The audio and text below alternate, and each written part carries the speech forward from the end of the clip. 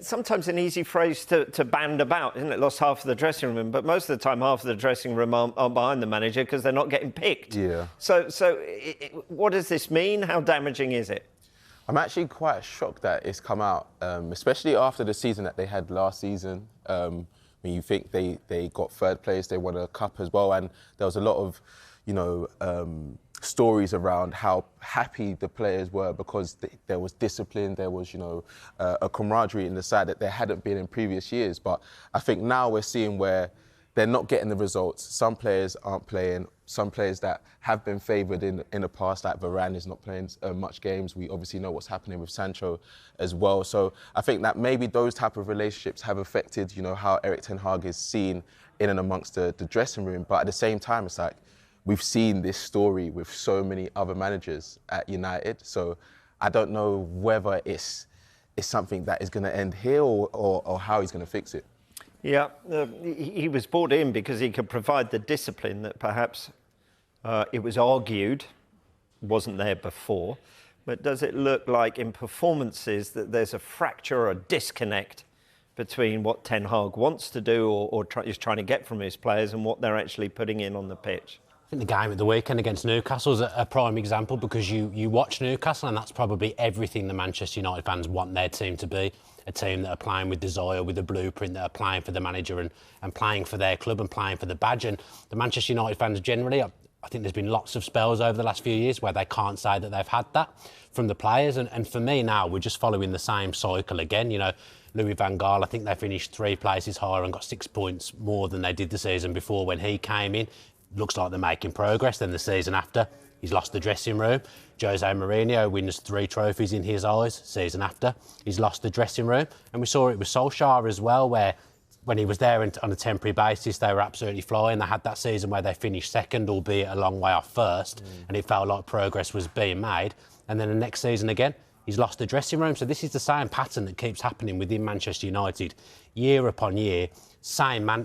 Different manager, kind of the same players, same people in the dressing room, and the structure from the above has been the same throughout the whole time as well, pretty much as well. So the problems at Manchester United run deeper than on the pitch, but it's on the pitch is kind of the accumulation of all these years, all these weeks of discontent and fractious relationships, and that's what you get on a Saturday when you watch them play. Yeah, and even going into the season, it was interesting because we were talking on the transfer shows and we were saying that some of the signings that they made, it's like, okay, they're making progress. You can see what Ten Hag is trying to do, the football he's trying to play. He had a statement signing in Onana, the type of keeper that he wanted. But now that most of the signings haven't really worked under him. Some of the players that used to do really well in Rashford and Fernandes haven't been consistent this season. I think there's just so much. There's been so many stories and so many things that have gone wrong for Ten Hag this season, and it just seems like this is the next one. Yeah. According to sources, the players think Ten Hag simply wants them to run more. So, James, are they? Well, the stats actually seem to back up the Manchester United manager. On average this season, they cover 110 kilometres per game, which ranks them 12th of the 20 Premier League clubs. But against Newcastle, they cover the least amount of distance they have all season. Only 20 teams this season have covered less than United's 103.4 kilometres against Newcastle. Marcus Rashford and Anthony Martial, they were hooked after just 61 minutes, having had close to 0 positive impact on the match. But across the pitch, United were metaphorically miles behind Newcastle, whose pressing was absolutely brilliant. And it's something that Erik ten Hag's side have really struggled with this season. They rank in the bottom half in the 3 key areas: total pressures resulting in turnovers, and pressures resulting in turnovers in the final third. And in Saturday's match, Newcastle won the ball back 35 times in the middle of the pitch. Compare that to United, who managed to do it just 13 times. A 1-0 defeat, but for many United fans, it actually felt like the most disappointing performance of the season. And Alan Shearer posted after the match, only one United wanted and deserved to win, and that was Newcastle United. Does it? But I have some sympathy, some empathy for Erik ten Hag here, because no manager goes out and says, look, lads, I don't want you to run really much today. Don't go pressing them.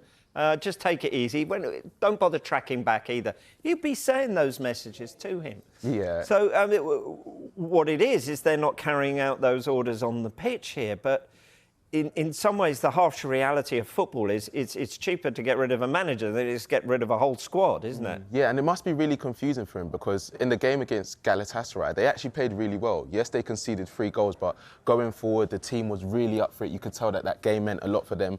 And going into this game, you would think, OK, Newcastle away, it's going to be a tough game, but everyone needs to work. And Newcastle had a difficult result midweek, so they both almost wanted to bounce back. And Newcastle were the only team that really looked up for it, even though they have injuries and even though that they have setbacks in their team. So it's been confusing to see, you know, the likes of Rashford and Martial, players that, you know, you'd lean on in recent years to say, OK, you've been here for years now. We need some motivation. We need some work rate, even if you're not scoring goals. And it just doesn't seem like they're up for it right now. But I don't know whether, because I was saying to my friends, I don't know whether he's told them to not do that, because Rashford in previous years, whether he's scoring goals or not, he's normally the one that's always going to be working.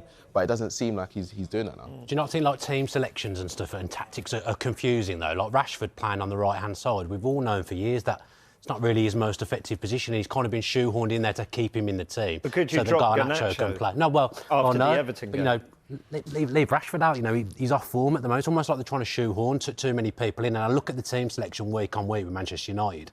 You know, at one point, they're playing the Leicester City centre-back partnership of 5 years ago. Like, it's always muddled. I don't think he knows his best team. They've signed Amrabat, can't get him in the team. They've signed Mason Mount. They can't get him in the team. I know they've had injury problems as well and had to play players out of position. But every time I look at Manchester United's 11, I'm not surprised by what I see on the pitch, because I look at it before the game and think, that looks disjointed, it looks lopsided, there's no cohesive plan there. And from what they were last season, I just think you can already say that they've gone backwards, and it did feel like they were making genuine progress last season. So the whole situation is worrying. In the debit column, though, for Erik ten Hag, is this idea that Sam floated that perhaps his buys haven't been what they could have been. I mean, if Onana, Anthony and others had been the shining examples in the team, people have gone, all right, OK, I see what he's trying to do here. And this is good going forward. But the fact that it hasn't, in fact, they've possibly been the worst. And now he's almost leaning on players like Kobbie Mainoo now, who's a youngster, 18 years old, and obviously he's been incredible for them since he's come into the starting lineup. But you'd expect it from players that, like you said, have come in the summer and make that immediate impact, you know, almost set the tone for what they want to achieve this season, because they look so far off of what they were last season, and we thought that they were going to be able to bridge the gap with the transfer window that they had. Yes, they've had injuries, but we've said in the past, you know, Newcastle have had loads of injuries. You can see the way Eddie Howe still wants the team to play. Liverpool, City, you know, there's so many teams, but I think there's just a disconnect with what he wants the team to achieve and what they want for themselves, on top of the fact that, you know, there's still so much drama surrounding United, and I think that noise just doesn't help. But who's that? If I asked you, who is Manchester United's talisman? Who is Manchester United's best player at the moment? I bet neither of you could name one. I don't know who it is. Like Liverpool is Salah, Man City is obviously they've got a ton of good players, but you know it's Haaland. Who is Manchester United's main man? Who do they look to stand up and be there when they need something? But I don't think there's that player there. I mean, he's obviously made Bruno captain for that type of reason, you know, because he's the type of player that will lead by example, and he does get the key goals and get the assists as well.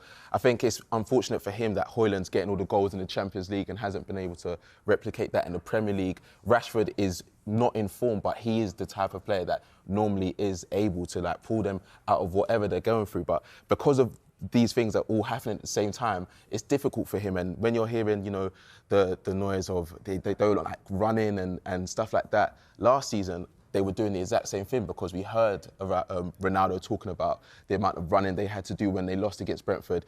Ten Hag joined in with the running. So it's not something they haven't been doing, but because they're losing now, it's like, okay, we don't want to run, or maybe that's what they've been saying. Yeah.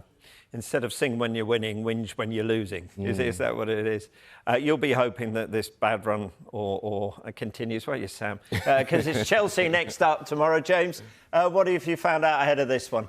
Well, Rob, in the Premier League this season, United have won 8 and lost 6, and there is a real pattern emerging when it comes to where Erik ten Hag's team are getting their points. And it's not against sides in the top half of the Premier League table. Played 5, lost 5. Those defeats coming away at Arsenal, Newcastle and Tottenham, and then also at home against Brighton and Man City. All 8 of those wins this season have come against teams in the bottom half of the table. Tomorrow, as you say, they take on Chelsea, who have just crept their way into the top 10. And United fans will be hoping to avoid this run continuing as they bid to bounce back from what was a truly miserable night on Saturday at Newcastle. OK, so put this into context. Victory, will people say that's just paper over the cracks? A draw, will the misery continue? And a defeat, is that unthinkable against Chelsea? I think they need to win, especially when you look at the result that they had in the fixture last season. I think they won 4-1 against a Chelsea side that were obviously struggling. But if they're not able to win this game, then that shows how low they've come from that moment where, you know, they were on the rise and United fans were so optimistic with what they could achieve coming into this season. So, yeah, I think it's a must-win game against a team that also has shown some inconsistencies this season. I think with Chelsea, though, I think there's kind of let them off a little bit because you can see what they're doing. You can see Pochettino, even in a short space of time, I think there is a kind of a style of play. You'll know better than me, but there is a style of play there. With Chelsea, there's almost mitigating circumstances because of the high turnover of players. And everyone talks about how much money Chelsea have spent. Manchester United have spent a lot of money over the last few years, and they're not really at the moment any better than they were 2, 3, 4 years ago. So it's a huge game, but every game's massive for Manchester United at the moment because they need to start pushing towards that top 4 because it's easy to fall away. There's other teams in this league now that are form teams that are pushing towards the top 4 that weren't pushing towards the top 4 in the past. The worrying thing is for Manchester United, you know, even when they've won games, I think 7 of those 8 wins have been by 1 goal, and you know they're muddling through games against teams that really they should be beating comfortably. Now I know there's no easy games in the Premier League, but when Manchester United are winning, you know they go into places and they're winning 1-0. They beat Luton 1-0 at home a few weeks ago. It's not convincing, so I kind of feel like when they come up against anyone good or up against someone in Europe, they struggle. Against the teams in the lower reaches of the league, they're winning, but that's a struggle as well. So that's the worrying thing for Manchester United. Depending on how you look at where Chelsea are at the moment, it'll be interesting to see what happens tomorrow night.